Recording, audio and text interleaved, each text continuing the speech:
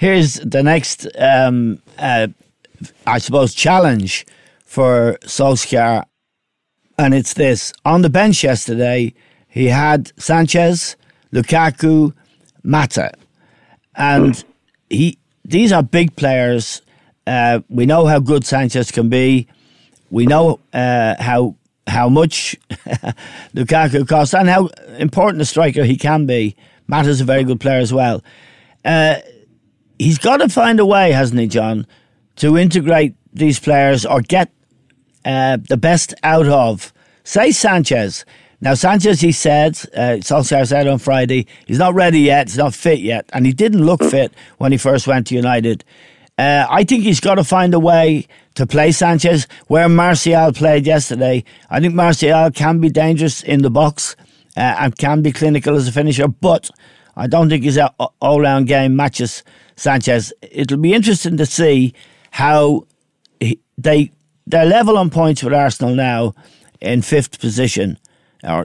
But they need to get to the top 4, and there's a little 6-point gap they got to close with Chelsea.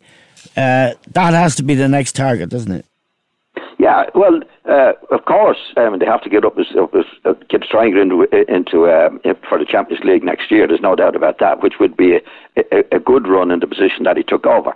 As far as getting over, now he has to manage. You see, when he comes in like he has come in. Obviously, he's pally with all the players, and after whatever it's 2 months, 3 months, 4 months, now you really have to manage, because now you have to make decisions that either players come in the team or they don't come in. It's a honeymoon period for him, which is great, and he's making the most of it. Now let's get the stage with Sanchez, Lukaku, Mata, because as you know, as an ex-player, and we all know, when you're out of the team, Eamon, you're not great friends with the manager. No. Now you start falling out, and he hasn't been in the position yet where he could fall out with players.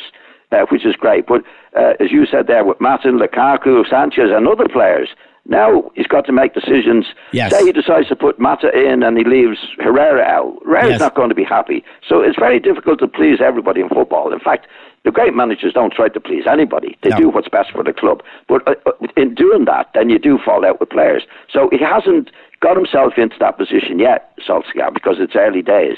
So we have to wait and see exactly how he responds and how the players respond, but he has to make these decisions. Yeah, how would you do it, John? I mean, if you had the Sanchez that we were watching at Arsenal, a player that was a huge player for Arsenal, huge player for Chile. This guy's a very, very good player, John. Yeah, I think he's a great player. I thought he was a great signing for Manchester United. Yeah, so finding a way to get, the best out of him, B, to get his morale up and to get him hungry, and C, to find a position in the team. I'd say his best position is where Martial played yesterday, but that's a challenge, isn't it?